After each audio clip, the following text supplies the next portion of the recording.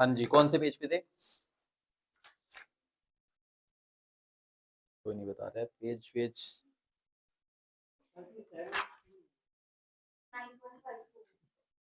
9.54 ठीक है जी। CSR implementation rule 4 of the CSR rules. ठीक है जी। अब देखो हमने क्या क्या पढ़ लिया है। हमने पढ़ लिया CSR किसके ऊपर एप्लीकेबल है। अगर CSR एप्लीकेबल हो गया है तो क्या करना है, क्या करना है जी?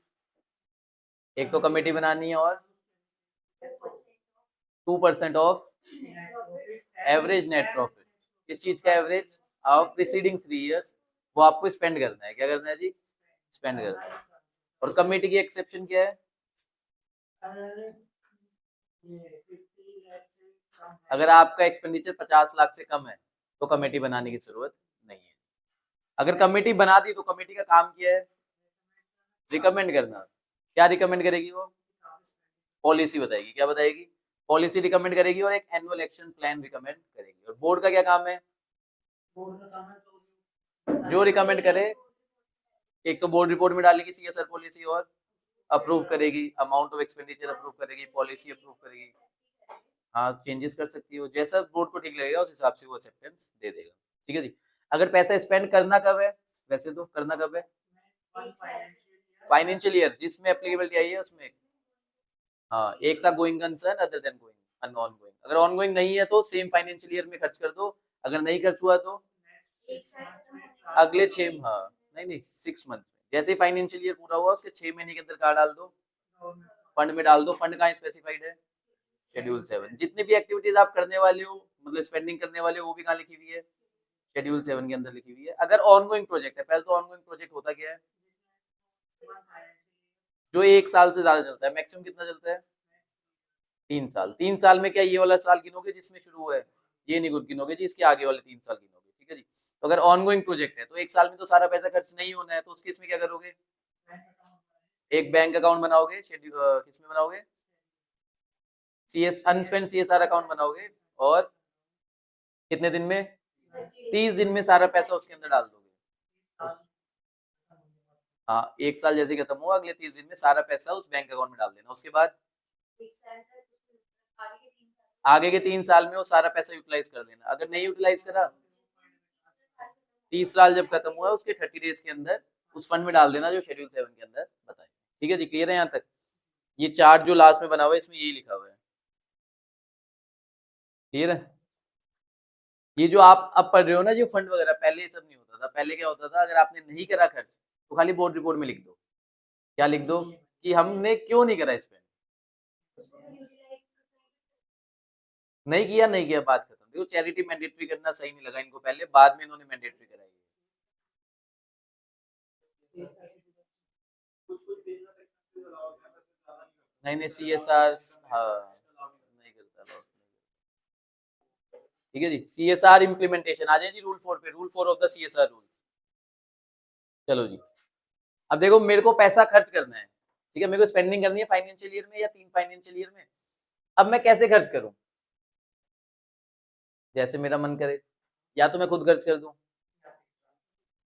ट्रांसफर तो चलो बाद में कर देंगे, या साल में भी कर सकते हैं, ऐसी कोई दिक्कत नहीं है, ट्रांसफर भी कर सकते हैं। लेकिन इन्होंने फिर भी कुछ तरीके बताए हुए हैं। क्या बताए हुए हैं? किसी सेक्शन 8 कंपनी को पैसे दे दो। किसको पैसे दे दो? सेक्शन 8 कंपनी को। किसी ट्रस्ट को पैसे दे दो कि आप हमारे बिहाफ पे खर्चा कर दो। ठीक है। हर कंपनी इतनी बड़ी नहीं होती है, सबके पास सेपरेट विंग्स नहीं होते हैं कि वो खुद एक्सपेंडिचर कर दे, तो वो इनके थ्रू एक्सपेंडिचर कर सकती है। तो यहाँ पे वही पढ़ेंगे हम कि एक्सपेंडिचर करना कैसे है। The board shall ensure. देखो, ड्यूटी किसकी है? बोर्ड की। उसको क्या इंश्योर करना है? CSR activities are undertaken by the company itself और थ्रू, या तो कंपनी खुद कर दे CSR एक्टिविटी, या किसके थ्रू कर दे? Connected charitable entity. Charitable entity कौन कौन हो सकती है? सेक्शन 8 कंपनी, और ट्रस्ट हो सकता है, सोसाइटी हो सकती है। लेकिन यहाँ पे वर्ड आया है कनेक्टेड। कनेक्टेड का मतलब कंपनी से कनेक्टेड। अगर मेरी कंपनी खर्चा करना चाहती है तो मेरी कंपनी एक सेक्शन 8 कंपनी बना दे। क्या बना दे? एक सेक्शन 8 कंपनी बना दे, और उस सेक्शन 8 कंपनी से क्या कर दे? खर्चा कर दे।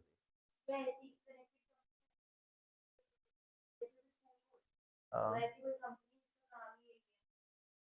हाँ उससे भी कर सकता है, उसके थ्रू भी। वो भी नीचे आएगा, वो भी नीचे आएगा।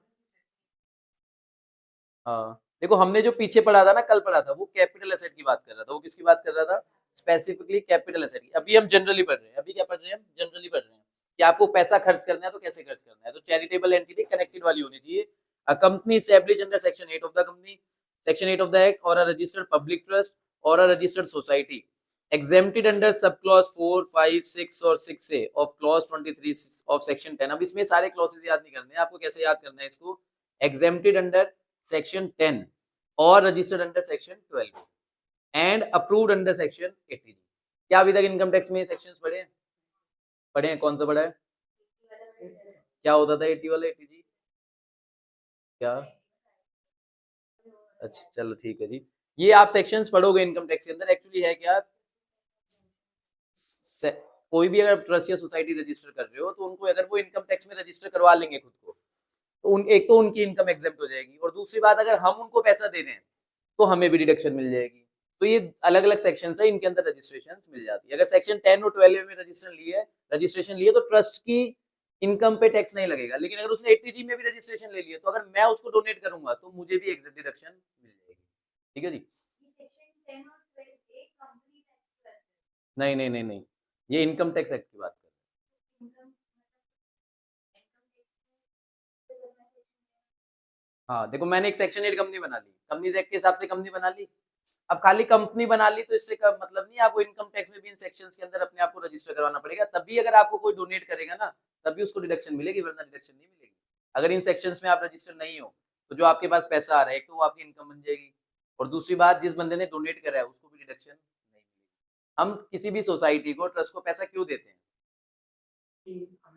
हमें इनकम डिडक्शन मिले, तो वो सेक्शन 80G में रजिस्टर्ड होना चाहिए। अगर वो रजिस्टर्ड नहीं है तो मुझे डिडक्शन नहीं मिलेगी, मैंने उसको पैसा दे भी दिया तब भी मुझे डिडक्शन नहीं मिलने वाली। ठीक है जी। तो आप ऐसे ही सेक्शन 8 कंपनी, ट्रस्ट या सोसाइटी जो सेक्शन 10 में हो या सेक्शन 12 में हो, लेकिन 80G में होना ही चाहिए। 80G में रजिस्टर, क्योंकि एंड लिखा हुआ है। ठीक है जी। इस्टेब्लिश बाय द कंपनी, कौन इस्टेब्लिश कर रहा है इसको? कंपनी खुद इस्टेब्लिश कर रही है जिसको सीएसआर करना है। आइदर सिंगली, या तो अकेले मेरी कंपनी है, मेरी कंपनी सीएसआर करना चाहती है, मैंने सेक्शन 8 कंपनी बना दी, और along with any other company, एक सुमित की कंपनी है, एक मेरी कंपनी है, दोनों को सीएसआर करना है। अब हम दोनों ने डिसाइड करा एक सेक्शन 8 कंपनी बना देते हैं, इससे सीएसआर कर देंगे, तो ऐसा भी हम कर सकते हैं। ठीक है, जो ज्यादा बेनिफिशियल कौन सा है? नहीं, ज्यादा बेनिफिशियल है मिलके करो, मिलके करो। देखो जब मिलके करेंगे थोड़ा सा कॉस्ट कटिंग भी होगा और उसका इम्प्लीमेंटेशन भी अच्छे से होगा और इसका इम्पैक्ट भी अच्छा आएगा। जब ज्यादा फंड इकट्ठा हो जाएगा ना और साथ में खर्चा होगा, उसका इम्पैक्ट अच्छा आएगा। Entity established by government, a company established under section 8 of the act or a registered trust or society established by CG और SG। अब यहाँ पे जो किसने बना रखे हैं, ये सेंट्रल गवर्नमेंट या स्टेट गवर्नमेंट के ट्रस्ट है जी, या सेंट्रल गवर्नमेंट स्टेट गवर्नमेंट की सेक्शन 8 कंपनी है या सोसाइटी है, इनको कोई रजिस्ट्रेशन की भी जरूरत नहीं है। अगर कोई गवर्नमेंट ने सेक्शन 8 कंपनी, कोई ट्रस्ट या सोसाइटी बना हुआ है तो आप उसमें भी पैसा दे सकते हो। Statutory entity, any statutory body established under an act of parliament or a state legislature to undertake activities covered under schedule 7 of the act। अगर किसी अदर एक्ट के अंदर भी कोई एंटिटी बनी हुई है जो शेड्यूल 7 वाली एक्टिविटीज कर रही है तो आप उसको भी पैसा दे सकते हो। Last one, any charitable entity with 3 years of experience। अभी एनी जब वर्ड आ गया तो इसमें क्या मतलब हुआ? अब कंपनी से कनेक्टेड नहीं है, ये सेपरेट कोई सेक्शन 8 कंपनी है, सेपरेट कोई ट्रस्ट है, सेपरेट कोई सोसाइटी है। क्या ये सेंट्रल गवर्नमेंट स्टेट गवर्नमेंट वाला है? नहीं जी, वो भी नहीं है, ये एकदम ही अलग है। लेकिन इनके लिए क्या मैंडेटरी करा है, इनको 3 साल का एक्सपीरियंस होना चाहिए। अगर मैं आज चाहूं कि मैं एक सेक्शन 8 कंपनी बना लूं और उसके अंदर सीएसआर का पैसा लेने लग जाऊं, क्या ले सकता हूं मैं? नहीं ले सकता। क्यों नहीं ले सकता? क्योंकि मुझे 3 साल का एक्सपीरियंस नहीं। ठीक है जी। A company established under section 8 of the act or a registered public trust or a registered society exempted under clause this of section 10 or section 12A and approved under section 80G, लेकिन एक line add कर दी है, established track record of at least 3 year in undertaking similar activities। ठीक है जी। तो company के पास क्या root है, या तो खुद खर्चा कर दे, या खुद की सेक्शन 8 कंपनी बना दे, खुद का ट्रस्ट बना दे, खुद की सोसाइटी बना दे, या गवर्नमेंट वाले सेक्शन 8 कंपनी ट्रस्ट या सोसाइटी में डाल दे, या फिर कोई भी स्टैट्यूटरी बॉडी जो किसी एक्ट ऑफ पार्लियामेंट में रजिस्टर्ड है और वो शेड्यूल 7 वाली एक्टिविटीज कर रही है। और कौन हो सकता है? कोई भी चैरिटेबल एंटिटी, मतलब कोई भी सेक्शन 8, कोई भी ट्रस्ट, कोई भी सोसाइटी, लेकिन उसका क्या होना चाहिए? पिछले 3 साल का ट्रैक रिकॉर्ड होना चाहिए सीएसआर एक्टिविटीज के अंदर। ठीक है जी, क्लियर है? चलो जी आगे बढ़ते हैं। CSR activities should be undertaken by the company in project program. देखो आपको जो करना है ना, सीएसआर एक्टिविटीज जो आप करने वाले हो, कोई प्रोजेक्ट होना चाहिए, कोई प्रोग्राम, मतलब कुछ टाइम वाला होना चाहिए। ऐसे नहीं होता वन टाइम इवेंट हुआ खत्म हो गया, ऐसा नहीं होना चाहिए। इसका इफेक्ट चलना चाहिए, महीने चल रहा है, 2 महीने चल रहा है, इस हिसाब का आपको एक्टिविटी करनी है। वन ऑफ इवेंट मतलब एक आपने मैराथन करा दी, कोई अवार्ड दिलवा दिए, ये सब काम इसमें अलाउड नहीं है। किस टाइप में होना चाहिए? प्रोजेक्ट एंड प्रोग्राम, कुछ दिन चलना चाहिए, एक दिन वाला इवेंट नहीं होना चाहिए। Expenses incurred by the company for the fulfillment of any act, statute of regulation such as labor law, land acquisition would not count as CSR expenditure। क्या ये हमने पिछली क्लास में पढ़ा था? नहीं पढ़ा था कि CSR एक्सपेंडिचर में क्या क्या एलिजिबल नहीं होता है। अगर आप किसी अदर एक्ट की कंप्लाइंस के लिए पैसा खर्च कर रहे हो तो क्या वो CSR माना जाएगा? नहीं माना जाएगा। इनकम टैक्स के अंदर भी डिडक्शन लेने के लिए हम सेक्शन 8 कंपनीज को पैसा देते हैं, तो क्या मैं इनकम टैक्स में डिडक्शन लेने के लिए जब मैंने पैसा दिया उसको मैं CSR में काउंट कर लूं? नहीं कर सकता। ठीक है जी। अभी वो पढ़ा था नहीं ये तो है एक्सपेंडिचर। हाँ, इसमें हमने पढ़ा था अगर आप नॉर्मल कोर्स ऑफ बिजनेस की एक्टिविटीज कर रहे हो CSR एक्सपेंडिचर नहीं, लेकिन नॉर्मल कोर्स में अगर आप कोविड-19 वाली मेडिसिन बना रहे हो या रिसर्च कर रहे हो वो अलाउड था CSR के अंदर। फिर हमने पढ़ा कि एम्प्लॉइज को बेनिफिट कर रहे हो वो भी नहीं है। आउटसाइड इंडिया पैसा खर्च कर रहे हो वो भी CSR एक्सपेंडिचर नहीं है, लेकिन अगर आउटसाइड इंडिया किसी ट्रेनिंग दे रहे हो स्पोर्ट्स पर्सनल को तो वो अलाउड है। ऐसे 3-4 उसके अंदर और थे।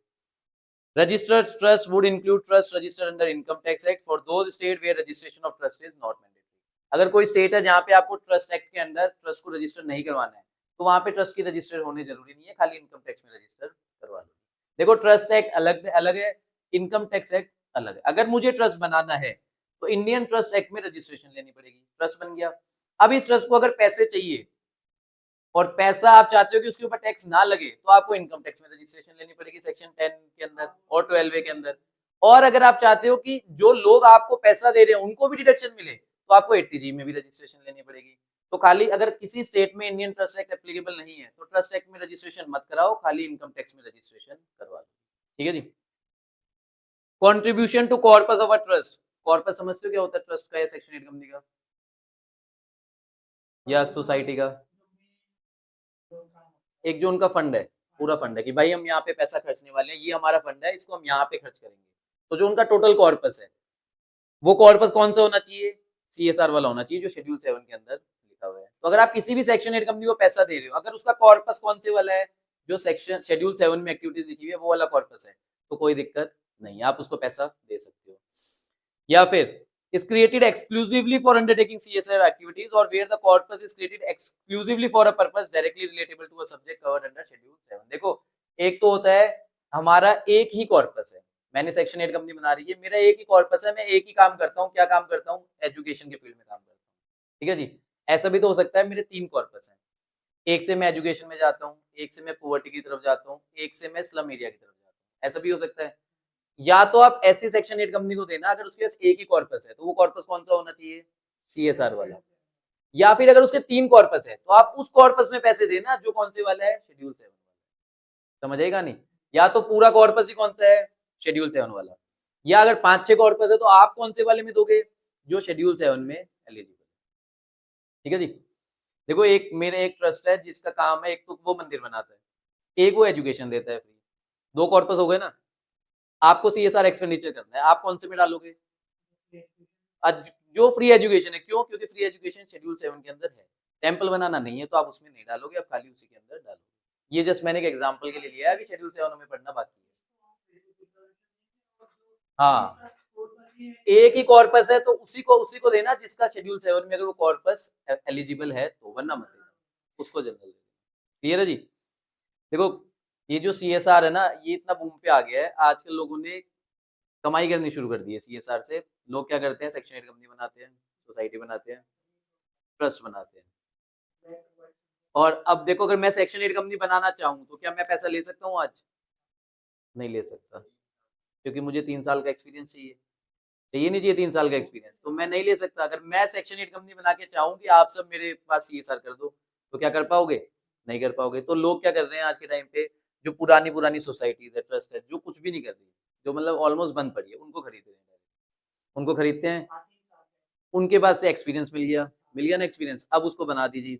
अब उसके लिए अब CSR लेना है तो एक CSR 1 फाइल करना पड़ता है, खुद को रजिस्टर भी करवाना पड़ता है, वो हम अभी नीचे पढ़ेंगे। रजिस्टर करवा लिया, अब मैं क्या बन गया? CSR लेने के लिए एलिजिबल। अब कंपनीज मेरे को देंगी, 1 करोड़ रुपए दिए किसी ने। अब मैं क्या करूंगा? उसमें से 10 लाख रुपए रखूंगा, 90 लाख कंपनी को व्हाइट में वापस दे दूंगा। किसका नुकसान? पब्लिक का नुकसान। किसका? जिसने पैसे दिए उसका नुकसान नहीं है, जिसके लिए पैसे दिए उसका नुकसान हो गया। अब वो जो ट्रस्ट बनाया गया उसका मोटिव ही क्या है? खाली वो 1 करोड़ रुपए बैंक में आया तो उसने उसको दे दिया कि भाई आपका 1 करोड़ का एक्सपेंडिचर हो गया है, 90 लाख कैश में वापस चले गए, 10 लाख रुपए उसने खुद रख लिए, जिसमें 5 लाख वो खा गया, 5 लाख रुपए उसने मार्केट में लगाया। अब वो जब वो 5 लाख रुपए लगा रहा है ना, उसको वो कैसे दिखा रहा होगा कि मैंने 1 करोड़ रुपए लगाए। ठीक है जी। तो ये प्रैक्टिस आजकल मार्केट में बहुत चल रही है। नहीं आया समझ में? चलो आप प्रैक्टिकल लाइफ में जाओगे तो आपको समझ आएंगे ये सब चीजें। जब आप किसी कंपनी में होंगे, वो कहेंगे हमें सीएसआर करना है, तो आप कहोगे हाँ मैं करवा दूंगी सीएसआर, मैं एक ट्रस्ट को जानती हूँ। तो वो आपसे सीधा यही पूछेंगे कि कितना % वापस दिलवाओगे। हाँ होती है ना बुक्स ऑफ अकाउंट। देखो क्या, कंपनी के पास आ गया कैश ब्लैक के अंदर। अब ब्लैक से व्हाइट कैसे हो, गौतम सर बताएंगे। ठीक है जी, वो कभी बाद में बताएंगे आपको क्लास के बाद, ब्लैक से व्हाइट कैसे होगा। हाँ, ठीक है जी। चलो जी आगे बढ़ते हैं। Registration of undertake CSR activity. अभी जो सेक्शन 8 कंपनी है, ट्रस्ट है, सोसाइटी है, ऐसा नहीं है कि आप सेक्शन 8 कंपनी बन गए, आपने इनकम टैक्स में रजिस्ट्रेशन ले ली, तब भी आप सीएसआर नहीं ले सकते हो। आपको खुद को कंपनीज एक्ट में रजिस्टर करवाना पड़ेगा। कैसे रजिस्टर करवाना पड़ेगा? Every entity covered under rule 1 सब rule 1 who intend to undertake CSR activity shall register itself with the CG by filing form CSR 1 electronically with the registrar with effect from 1 अप्रैल 2000। तो ये जितने भी ऊपर हमने पढ़े हैं ना, connected charitable entity, government entity, कोई भी स्टैट्यूटरी बॉडी या कोई भी चैरिटेबल एंटिटी, इन सबको पहले सीजी के पास रजिस्ट्रेशन लेनी पड़ेगी। कौन सा फॉर्म फाइल करना पड़ेगा? CSR 1। ये जो रजिस्ट्रेशन है ना, नाम की रजिस्ट्रेशन, नाम की रजिस्ट्रेशन एक फॉर्म है, आप फॉर्म फिल करो, फॉर्म को फाइल कर दो, तुरंत आपके पास सर्टिफिकेट आ जाएगा कि आप एलिजिबल हो गए। वो ये भी नहीं देखेंगे कि आपको एक्सपीरियंस है या नहीं है। लेकिन उन्होंने एक ट्विस्ट डाल दिया इसके अंदर। उन्होंने क्या करा, ये जो CSR 1 है ना, अगर कोई भी सेक्शन 8 कंपनी कोई भी ट्रस्ट फाइल करना चाहता है, उसको एक प्रैक्टिसिंग प्रोफेशनल से साइन करवाना पड़ेगा। किससे साइन कराना पड़ेगा? प्रोफेशनल। अब मेरे पास कोई ट्रस्ट वाला आया, क्या बोलता है कि सर मेरे को CSR में रजिस्ट्रेशन करवा दो।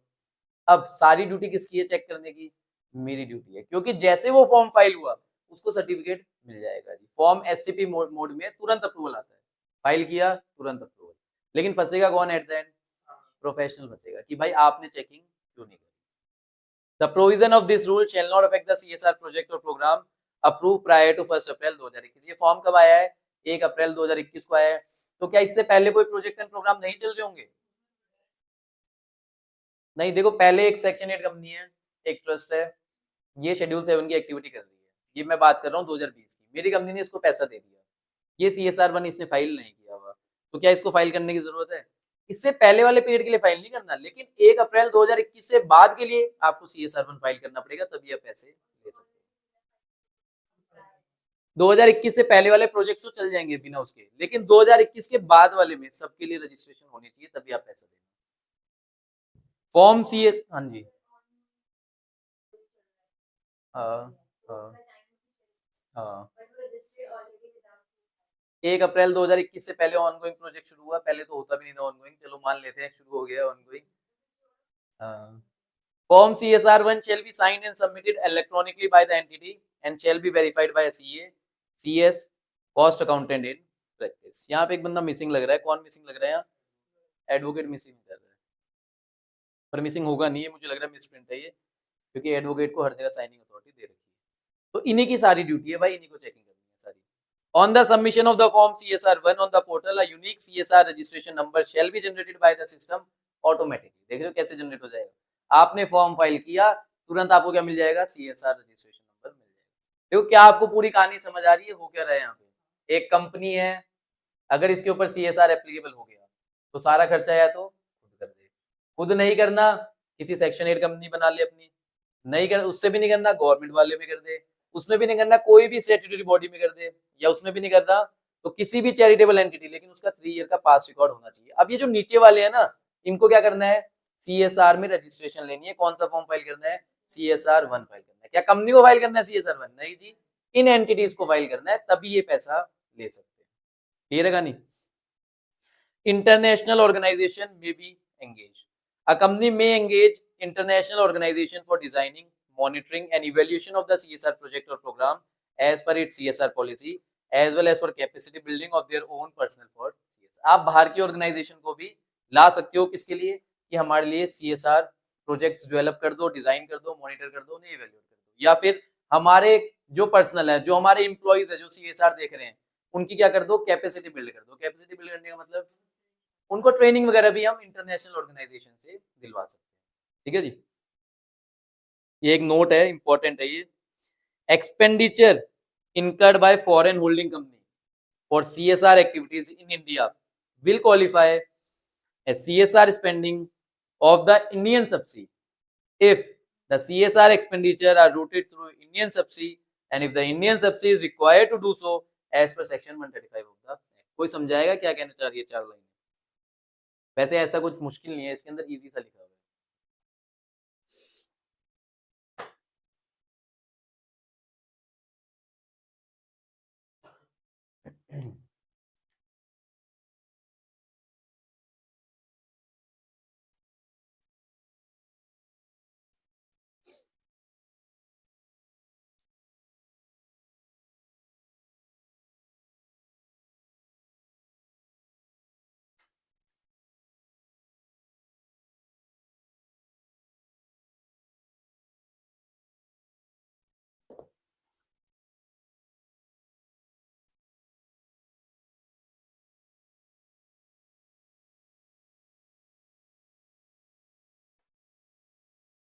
क्या हो गया, पीछे क्या ढूंढने लग गए? अच्छा, होल्डिंग सब्सिडी की डेफिनेशन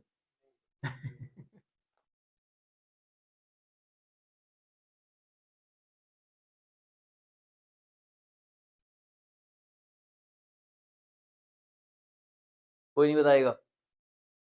खुशबू ट्राई के देखिए। हाँ बताओ खुशबू। चलो रहने दो, और कोई? हाँ हाँ, तो मन करता है तो बताओ, बताओ और क्या।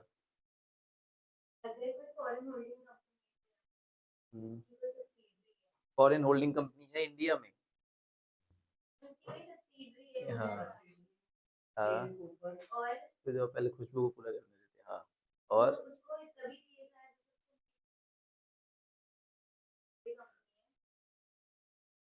छोड़ो छोड़ो। हाँ, और कोई? और कोई?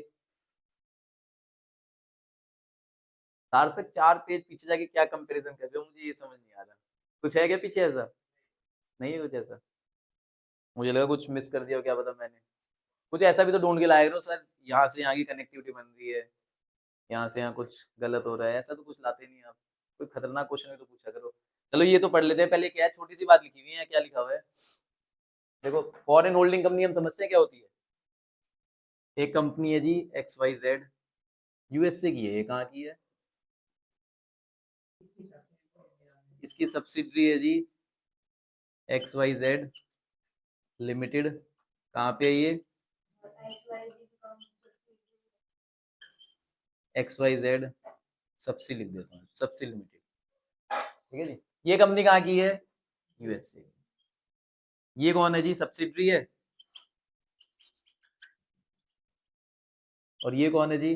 Holding company. ये कौन है? Holding company. क्या एक बाहर की कंपनी होल्डिंग कंपनी बन सकती है? बिल्कुल बन सकती है, ये हम पढ़ चुके हैं पहले भी। अब क्या जो सेक्शन 135 में लिखा हुआ था वर्ड एवरी कंपनी, क्या लिखा हुआ था जी? Every company. इस एवरी कंपनी के अंदर क्या एप्लीकेबिलिटी CSR की इसके ऊपर आएगी? नहीं नहीं नहीं, ये नहीं। क्या इस एवरी कंपनी में ये XYZ यूएसए वाली कवर्ड है या नहीं है? कवर्ड है? नहीं है, नहीं है, नहीं है। एवरी कंपनी में क्या ये XYZ यूएसए वाली कवर्ड है या नहीं है? होगी। पीछे जा जाके क्या देख रहे हैं, मुझे समझ नहीं आ रहा। एवरी, एवरी कंपनी, बस इतना लिखा हुआ है एवरी कंपनी। क्या एवरी कंपनी में ये XYZ यूएसए कवर्ड है या नहीं है? सुमित एकदम अटल अपनी बात पे, सुमित अटल, सुमित एकदम अटल अपनी बात पे कि नहीं है तो नहीं है। हाँ जी, और कोई है। खुशबू का ओपिनियन बदल गया एकदम से। नहीं है, नहीं पता। खुशबू ने, अगर जिसने ओपिनियन बदला सबसे पहले उसी से पूछते हैं कि ओपिनियन क्यों बदला है। हाँ हाँ। हाँ।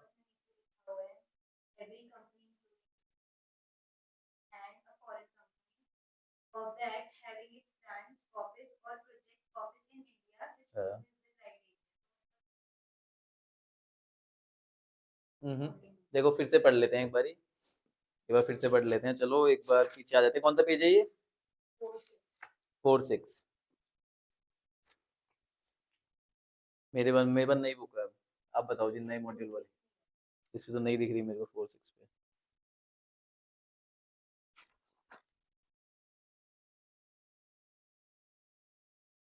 Administrative International Organization, CSR means multi-year project, net profit, company challenge. अच्छा ये रहा। As per rule 3(1), every company including its holding company, subsidiary and a foreign company. Foreign company क्या होता है पहले तो? Company and doing business in India, वो होती है जी फॉरेन कंपनी। तो क्या इतना लिखना कि XYZ यूएसए, तो क्या ये फॉरेन कंपनी बन गई? नहीं बनी ना। मैंने आपसे पूछा क्या XYZ यूएसए के ऊपर सेक्शन 135 लगेगा?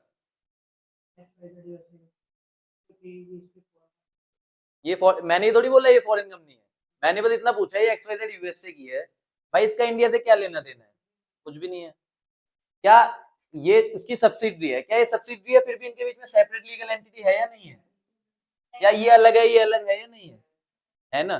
देखो इसको जरूरत नहीं है CSR, इसको जरूरत नहीं है CSR करने, लेकिन क्या इसके ऊपर एप्लीकेबिलिटी आ सकती है CSR की? क्या 135 एप्लीकेबल हो सकता है? बिल्कुल हो सकता है ना एप्लीकेबल। अब खर्चा किसको करना चाहिए? किसको करना चाहिए? देखो किसी भी होल्डिंग, किसी भी सब्सिडी, अगर होल्डिंग पे एप्लीकेबिलिटी है तो जरूरी नहीं है कि सब्सिडी पे एप्लीकेबिलिटी हो। सब्सिडी पे एप्लीकेबिलिटी है तो जरूरी नहीं है होल्डिंग पे एप्लीकेबिलिटी हो। लेकिन ऐसा हो सकता है कि होल्डिंग पे भी एप्लीकेबिलिटी है, सब्सिडी पे भी एप्लीकेबिलिटी है, हो सकता है। हमको सबकी सेपरेटली टर्नओवर, नेटवर्थ और प्रॉफिट देखना है। यहाँ पे ये तो बाहर की है तो ये तो मतलब ही नहीं है, लेकिन इसके ऊपर एप्लीकेबिलिटी आ गई है।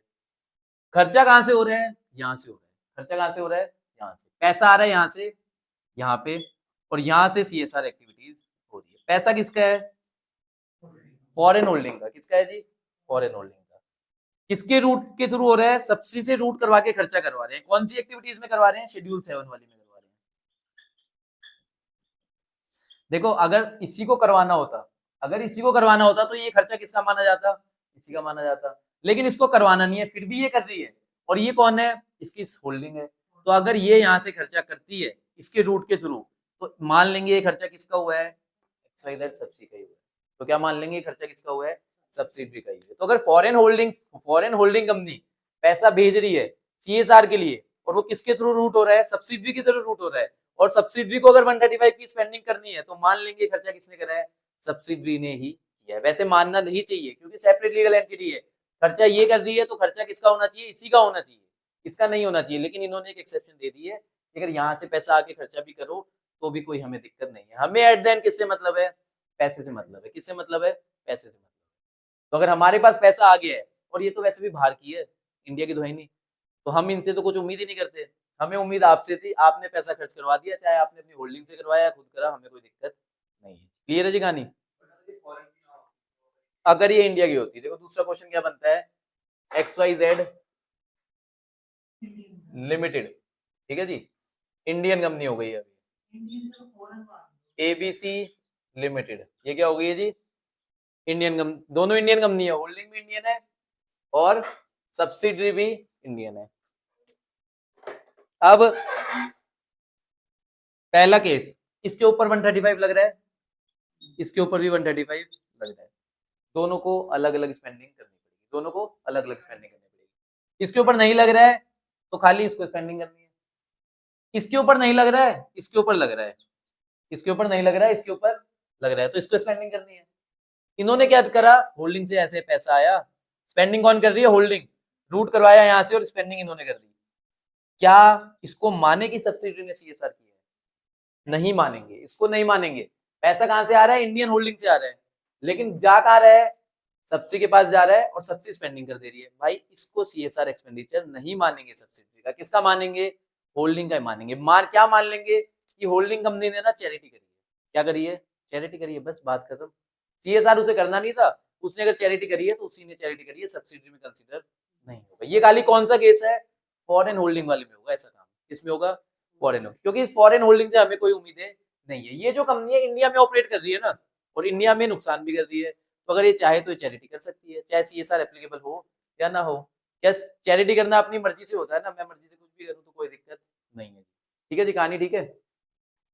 तो एक खाली होल्डिंग, अगर फॉरेन होल्डिंग अपनी सब्सिडरी के थ्रू रूट करवा के पैसा खर्च कर रही है तो सब्सिडरी के लिए वो सीएसआर एक्सपेंडिचर बन जाएगा, बाकियों के लिए नहीं बनेगा। आ जाए वापिस आगे। और अगर ये XYZ फॉरेन कंपनी की डेफिनेशन में कवर हो जाए, किस में कवर हो जाए, तो फिर तो नहीं माना जाएगा। सही कह रहे हो एकदम। अगर ये XYZ को मैं फॉरेन कंपनी कंसीडर कर लूं तो फिर उसके बाद में ये वाला खर्चा अगर रूट करवाया है तो भी बात नहीं बनी। ठीक है जी, किसी को कोई भी डाउट। इन शॉर्ट कहानी कहां खत्म हो गई, फॉरेन होल्डिंग कंपनी अगर पैसा भेज रही है अपनी सब्सिडरी के थ्रू और सब्सिडरी सीएसआर में खर्च कर रहा है तो मान लेंगे सब्सिडरी ने ही सीएसआर किया है। किसने सीएसआर किया है, सब्सिडरी ने ही सीएसआर। क्लियर है कहानी। चलो जी आगे बढ़ते हैं।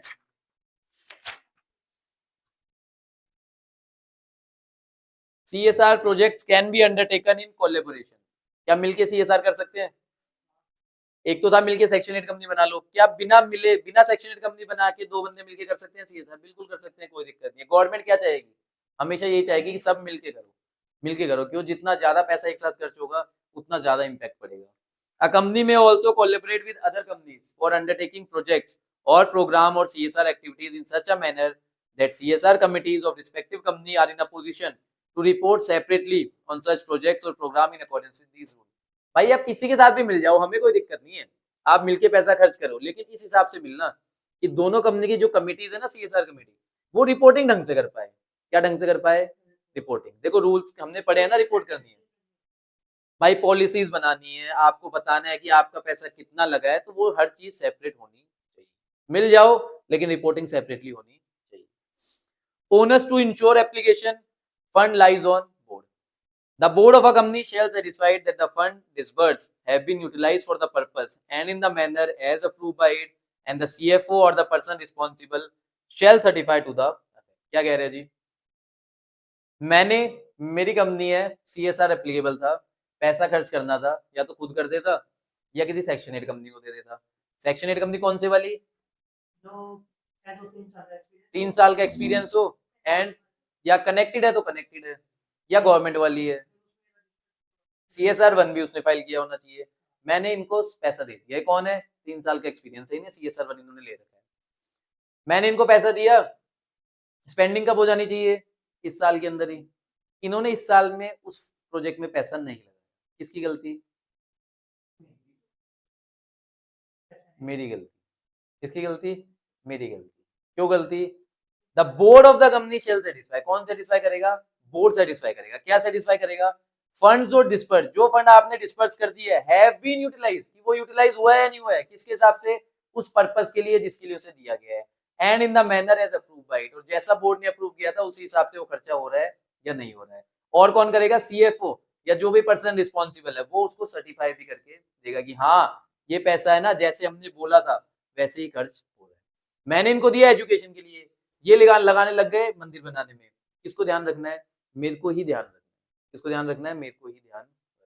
थोड़ा सा स्ट्रिक्ट हो गया है यहाँ प्रोविजन, पर ये ऐसा ही, बिल्कुल जी, सीएसआर रिपोर्ट भी है, सब कुछ है।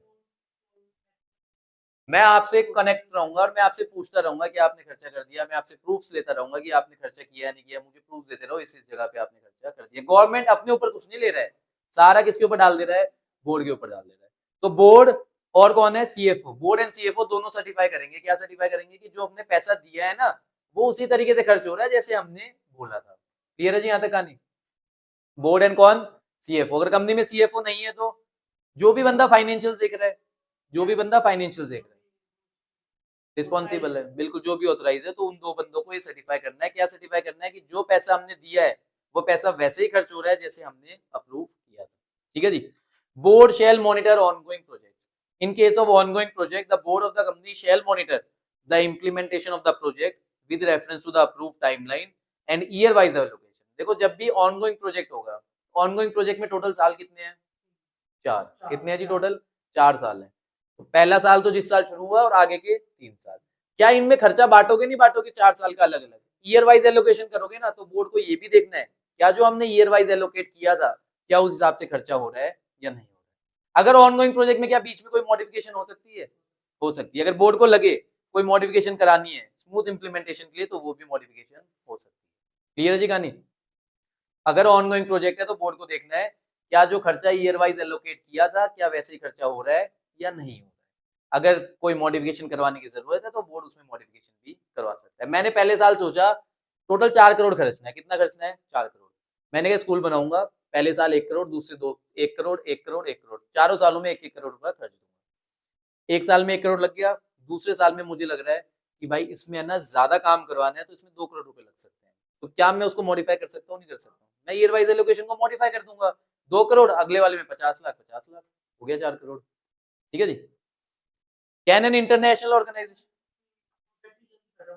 बिल्कुल हो सकता है। 4 साल इज द मैक्सिमम पीरियड। 4 साल क्या है? मैक्सिमम। 4 साल से ऊपर नहीं जाना आपको, 4 साल से नीचे आप रुक सकते हो। और 4 साल बहुत लंबा पीरियड होता है। आप स्कूल बनाओ, हॉस्पिटल बनाओ, कुछ भी 4 साल में तो बना ही दोगे। Can an international organization be engage for implementation of CSR project? क्या इंटरनेशनल ऑर्गेनाइजेशन एंगेज हो सकता है? बिल्कुल हो सकता है। डिजाइनिंग के लिए हमने जस्ट पढ़ा पीछे, डिजाइनिंग, मॉनिटर, इवोल्यूशन और कैपेसिटी बिल्डिंग के लिए आप एंगेज कर सकते हो। ठीक। क्या रिस्ट्रिक्टेड है? कहाँ रेस्ट्रिक्टेड है? A company may engage international organisation for designing, monitoring and evolution of CSR project or programme as per its policy as well as for capacity building of personnel. कर सकते हैं। CSR reporting, annual reporting on CSR as part of board report. जब हमने board report पढ़ा था तो वहां पे भी पढ़ा था कि सीएसआर पॉलिसी आपको बोर्ड रिपोर्ट के साथ में लगानी है। The board report of a company that covered under this rule basically those required to constitute CSR committee pertaining to any financial year shall include an annual report on CSR containing particulars. While as per Rule 2, foreign company, the balance sheet filed under Clause B shall contain an annual report on CSR. अगर आपकी company foreign company नहीं है, मतलब normal Indian company है, तो board report के साथ में अटैच कर देना। अगर आपकी कंपनी कौन सी वाली है? फॉरेन कंपनी है, तो आप बैलेंस शीट के साथ में अटैच कर देना। किसके साथ अटैच कर देना? बैलेंस शीट के साथ। ठीक है जी। आगे दिए हुए 2 एनेक्जर, एनेक्जर 1 एंड एनेक्जर 2। ये क्या है जी? फॉर्मेट है एनुअल रिपोर्टिंग। ये क्या है? एनुअल रिपोर्टिंग की फॉर्मेट। देखो 2 तो बोर्ड रिपोर्ट के साथ लगा दो, और अगर फॉरेन कंपनी है तो फाइनेंशियल के साथ लगा दो। Annexure 1 provide the format for annual report to be included in the board report. तो ये कौन सी कंपनी की बात कर रहा है? Normal companies. नॉर्मल कंपनीज कौन से? एनेक्जर 1 यूज करेगी, और फॉरेन कंपनी कौन से यूज करेगी? एनेक्जर 2। ठीक है जी। इंपैक्ट असेसमेंट, अब एक नया पॉइंट आ गया, इंपैक्ट असेसमेंट। कल मैंने आपको थोड़ा सा टच किया था। इंपैक्ट असेसमेंट क्या था? हाँ, जैसा हमने जो पैसा खर्चा है उसका इम्पैक्ट आया क्या? क्या जो हम चाहते थे वो चीज हमने अचीव करी है या नहीं करी है? मैंने सोचा था कि मैं इस गांव के अंदर स्कूल बनाऊंगा और बच्चों को फ्री एजुकेशन दूंगा। मैंने स्कूल बना दिया। क्या ये चीज देखने की जरूरत है या नहीं है? क्या बच्चे उसमें आ भी रहे हैं या किसी को एजुकेशन मिल भी रही है या नहीं मिल रही है? क्या स्कूल पे ताला लगा हुआ है खाली? This is impact assessment. ये क्या है? Impact assessment. एक तो मैं स्कूल भी बनाऊं, उसके बाद मैं इम्पैक्ट असेसमेंट भी करूं। क्या हर कंपनी ये काम कर पाएगी? क्या इम्पैक्ट असेसमेंट में खर्चा नहीं लगेगा? बिल्कुल लगेगा। तो इम्पैक्ट असेसमेंट किसके लिए है? बड़ी कंपनी के लिए। किसके लिए? बड़ी कंपनी। वो बड़ी कंपनीज क्या है? Every company having CSR obligation of 10 crore rupees or more in persons of section 135 in the 3 immediately preceding financial year. क्या मतलब हुआ? उसकी जो स्पेंडिंग है वो 10 करोड़ या उससे ज्यादा होनी चाहिए। आगे 10 20 और कुछ मतलब?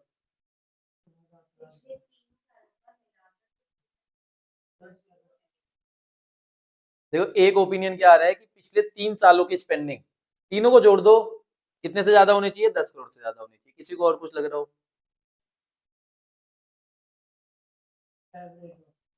क्या लेना है जी? एवरेज लेना है। जब मैं पढ़ रहा था मैंने एक वर्ड मिस किया था, क्या था वो? एवरेज। तो आपको एवरेज लेना है किसका? पिछले 3 सालों की स्पेंडिंग का। पिछले 3 सालों की स्पेंडिंग का अगर एवरेज 10 करोड़ से ज्यादा आया तो आपको क्या करवाना है? इम्पैक्ट असेसमेंट करवाना है। क्या करवाना है जी, इम्पैक्ट असेसमेंट। समझ आई किसके ऊपर एप्लीकेबिलिटी है? मेरी कंपनी को पिछले साल खर्चने थे 5 करोड़, उससे पिछले साल खरीदने थे 20 करोड़, उससे पिछले साल खर्चने थे 5 करोड़। क्या मेरे को इम्पैक्ट असेसमेंट करवाना है? इस साल मुझे इम्पैक्ट असेसमेंट करवाना है। क्यों? क्योंकि मेरी एवरेज कितनी हो गई, 10 करोड़, और यहाँ क्या लिखा हुआ है, 10 करोड़ या उससे ज्यादा। ठीक है जी। थ्रू एन इंडिपेंडेंट एजेंसी, कोई एजेंसी हायर करनी है जो क्या करेगी, इम्पैक्ट असेसमेंट करेगी ऑफ देयर सीएसआर प्रोजेक्ट। क्या सारे सीएसआर प्रोजेक्ट का इम्पैक्ट असेसमेंट कराऊं? नहीं जी। और आउटले ऑफ 1 करोड़ रुपी और मोर, कौन से प्रोजेक्ट का कराऊं? 1 करोड़ से ज्यादा स्पेंडिंग हो रही है, खाली उसी का इम्पैक्ट असेसमेंट कराओ। And which have been completed not less than 1 year before undertaking the impact study. इस लाइन को एक बार समझने की कोशिश करो क्या कह रही है। And which have been completed not less than 1 year before undertaking the impact study.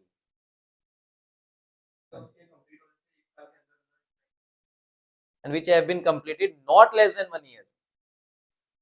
जो वो प्रोजेक्ट था, जैसे प्रोजेक्ट में हमने मोर देन 1 करोड़ हाँ, उस प्रोजेक्ट की जो स्टडी होगी, मतलब जो वो प्रोजेक्ट कंप्लीट होगा, वो 1 साल से कम नहीं होना चाहिए, ज्यादा कंप्लीट होना चाहिए। देखो कहने नहीं, ये नहीं है जी 1 साल से कम में कंप्लीट होना चाहिए, ये बात नहीं कह रही है। कम में कंप्लीट नहीं होना चाहिए, हाँ, मतलब मोर देन 1 ईयर में कंप्लीट। नहीं, ये पता क्या कह रहे हैं। देखो मैंने स्कूल बनवाया, मैंने स्कूल बना दिया, स्कूल बनाने में कितना खर्चा लगा, 5 करोड़ खर्चा लगा। ठीक है जी।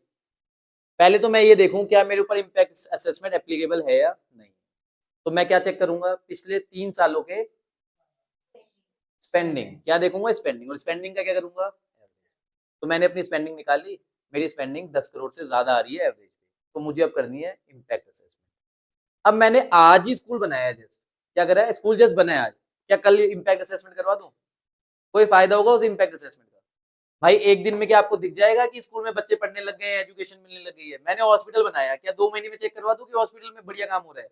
कम से कम प्रोजेक्ट को कंप्लीट हुए कितना टाइम होना चाहिए, 1 साल। मतलब इम्पैक्ट असेसमेंट कब होगी, प्रोजेक्ट कंप्लीट होने के 1 साल बाद में।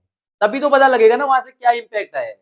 अगर आप तुरंत इम्पैक्ट असेसमेंट करा दोगे तो कुछ नहीं पता लगने वाला। और जब मैंने एक स्कूल बनवाया है, मैंने उसमें पैसा खर्च किया है, तो भाई 1-2 महीने तो मैं ही चाहूंगा कि वो खुद चल जाए, तो मैं जैसे तैसे उसे चलाऊंगा। लेकिन उसकी जो रियल चीज है ना, वो कब सामने आ जाएगी, 1 साल के बाद में, क्या वो कंटिन्यूअसली चल रहा है या नहीं चल रहा है।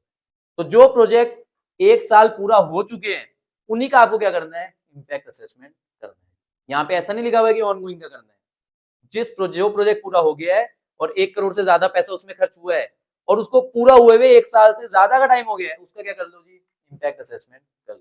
ठीक है जी, आगे बढ़ते हैं। The impact assessment report shall be placed before the board and shall be annexed to the annual report. जो impact assessment की रिपोर्ट है वो किसके पास जाएगी, बोर्ड के पास जाएगी, और एनुअल रिपोर्ट के साथ में लग जाएगी। एनुअल रिपोर्ट का फॉर्मेट क्या है,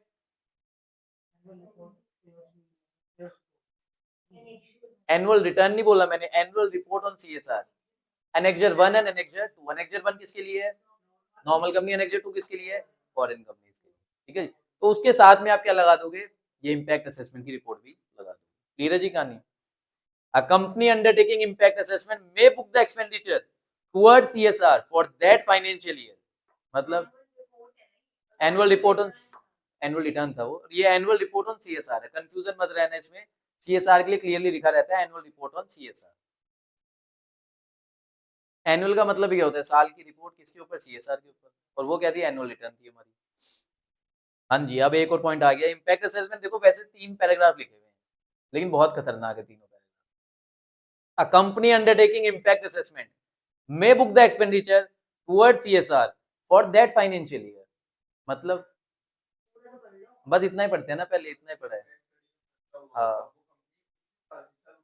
हाँ, उसके लिए बिल्कुल उसमें देखो, इम्पैक्ट असेसमेंट में पैसा तो लगेगा, लगेगा नहीं लगेगा।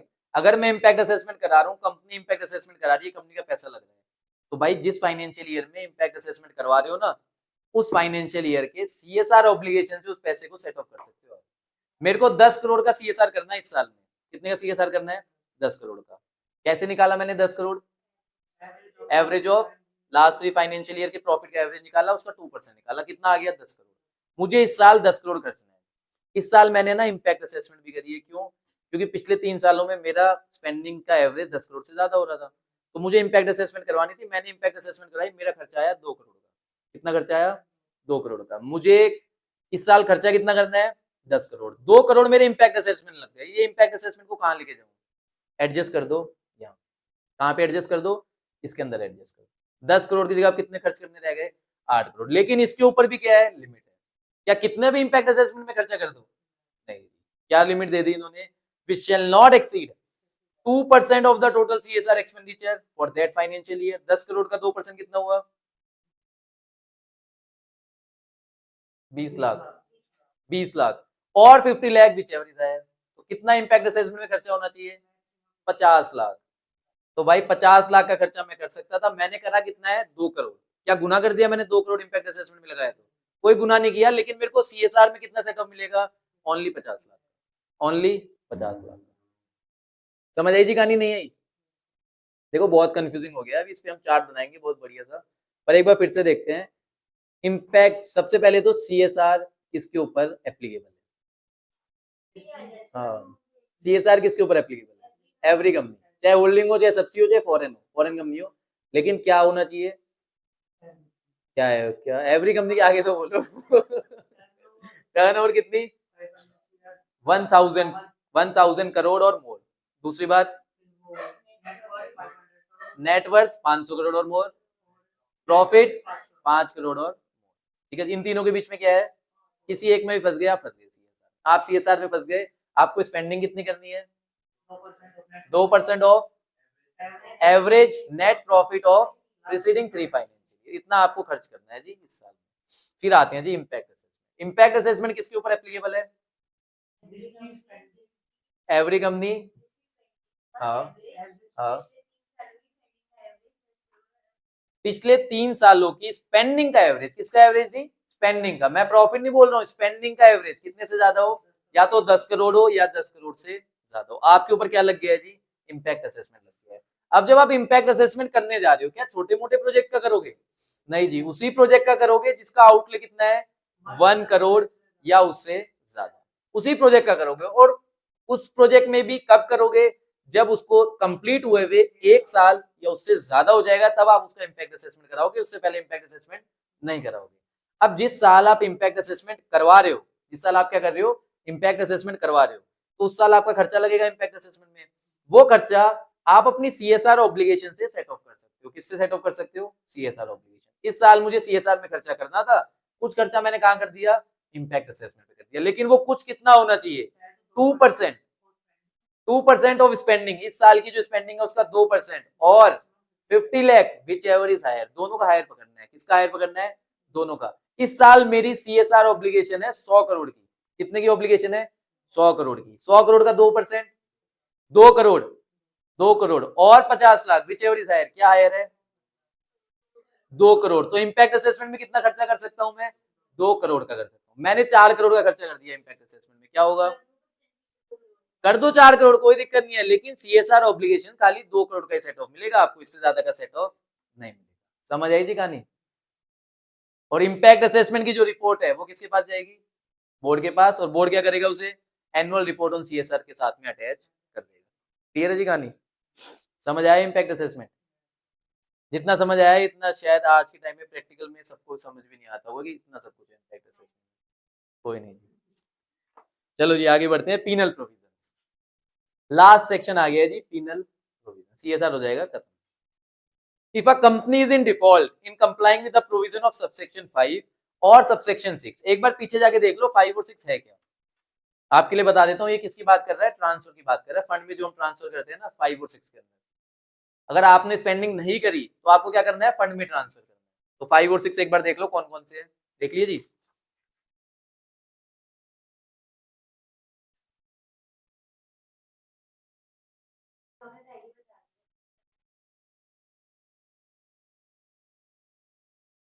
तो देखो, अगर आपने स्पेंडिंग नहीं करी, आपने क्या नहीं करी? स्पेंडिंग नहीं करी, क्या आपके ऊपर पेनल्टी लगा दे?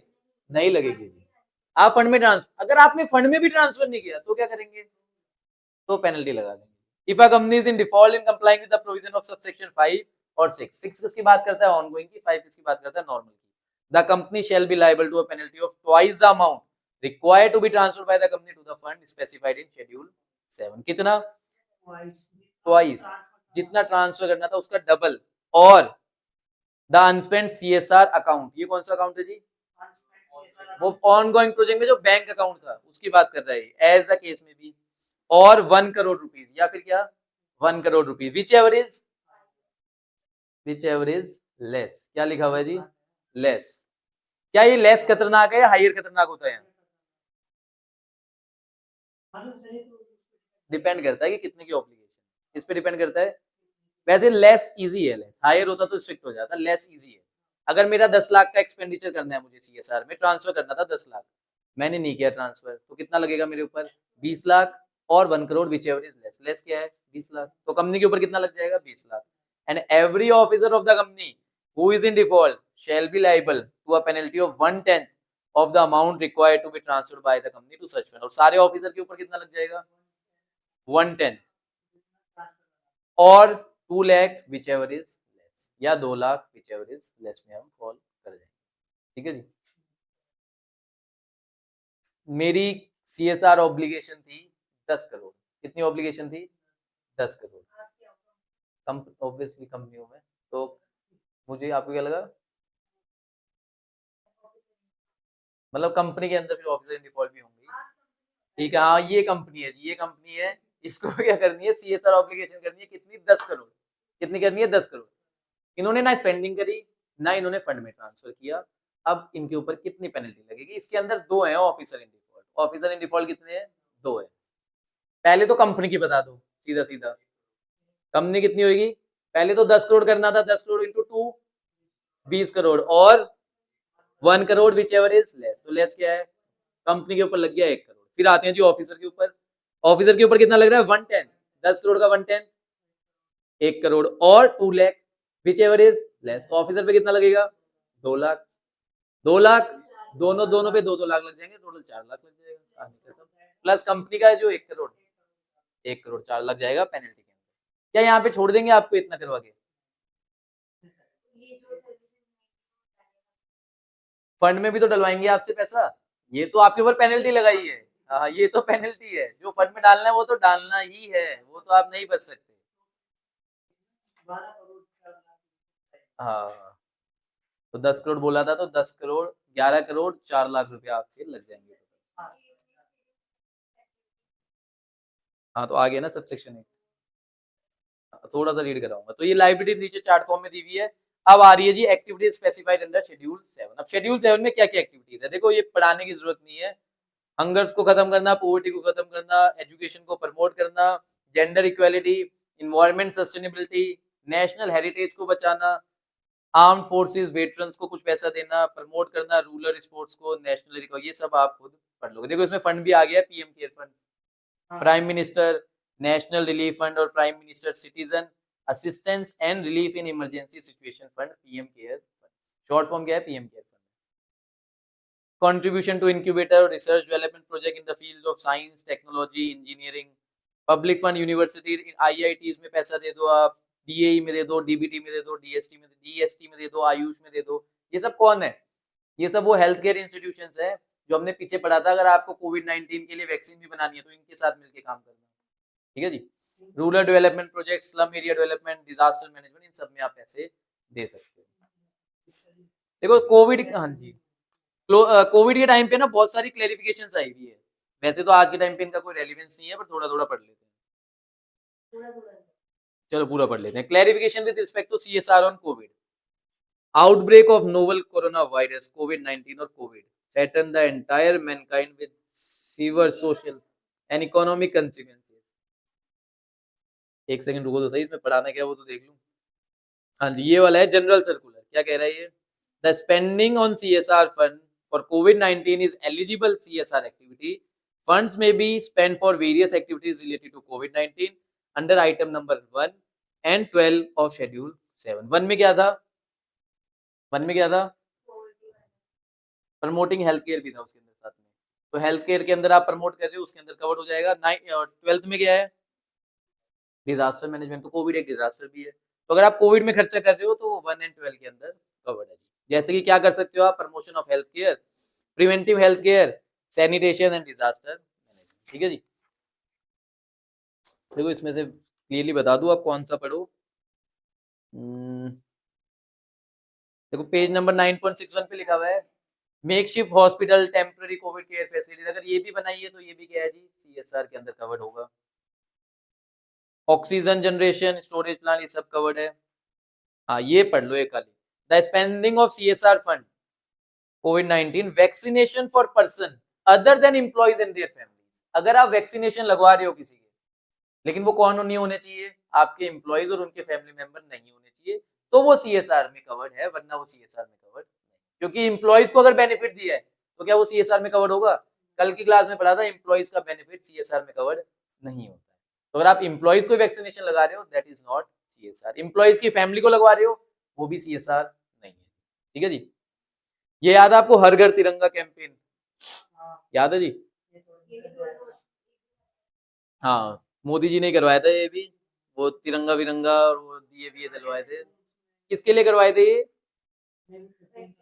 आर्म्ड फोर्सेस के लिए करवाए थे। जो लोग, जो हमारी आर्मी है उनके लिए करवाया था, जो मर जाते हैं उनके लिए, जो शहीद हो गए उनके लिए कराया। आजादी का अमृत महोत्सव, लो जी पढ़ते हैं, Har Ghar Tiranga campaign under the aegis of Azadi ka Amrit Mahotsav is aim to invoke the feeling of patriotism in the heart of the people and to promote awareness about the Indian national flag. और इंडियन नेशनल फ्लैग के बारे में awareness बढ़ाने के लिए, तो अगर आपने पैसा इसके अंदर खर्चा है तो भी वो भी सीएसआर के अंदर कवर्ड हो जाएगा। देखो 1 मार्क के अंदर ये पूछा जा सकता है, तो आपको पता होना चाहिए। ठीक है जी।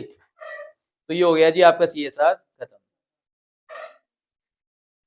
एक ये और पढ़ लो, specified IFSC public company private company section 135 not apply for a period of 5 year from the commencement of business. IFSC company है तो उनके ऊपर 5 साल तक नहीं लगेगा, उसके बाद में लगेगा। ठीक है। अब एक बात ये सोचने वाली थी कि ये जो इतना स्ट्रिक्ट करा सीएसआर को 2021 के अंदर जो रूल आए, इतना स्ट्रिक्ट बनाया, क्यों बनाया इतना स्ट्रिक्ट? ये जो कंपनीज है ना करती नहीं थी। गवर्नमेंट क्या सोच रही थी कि भाई इसके अंदर पैसा आएगा, हम यूज करेंगे। फिर कोविड आ गया 2021 के, 20 में आ गया था कोविड, शायद 20 में आ गया था। तो गवर्नमेंट को समझ आया कि भाई हमारे पास तो कुछ है ही नहीं, हम सीएसआर भी करवा रहे हैं, लोगों को बोल रहे हैं कंपनीज को करने के लिए, फिर भी हमारे पास पैसा नहीं है। पूरा देश एकदम हिल गया था कोविड की वजह से, तो उन्होंने थोड़े स्ट्रिक्ट मेजर लिए, 2021 के अंदर रूल्स बनाए और एकदम खतरनाक रूल्स रेडी कर दिए। ठीक है, जो रूल्स आपको आ चुके हैं। अब आपसे कोई भी सीएसआर पे कोई भी क्वेश्चन पूछे तो आप तैयार हो। ठीक है जी। मैं क्यों, वो एग्जामिनर नहीं पूछेगा आपसे? मैं तो पूछूंगा, नहीं भी बताओगे तो क्या ही होगा, मम्मी को फोन कर दूंगा, इससे ज्यादा क्या है। पर वो एग्जामिनर क्या करेगा? हाँ ठीक है जी। चलो आज यही खत्म करते हैं, अगली क्लास में चैप्टर खत्म हो जाएगा हमारा। कितने पे हम 63, 15 पेज पढ़ने, अगली क्लास में पढ़ेंगे 15 पेज और ये निपटा देंगे। फिर companies incorporated outside India 2 class उसमें लगाएंगे। संडे को रेड प्रोस्पेक्टस खत्म कर देंगे, संडे को प्रोस्पेक्टस खत्म।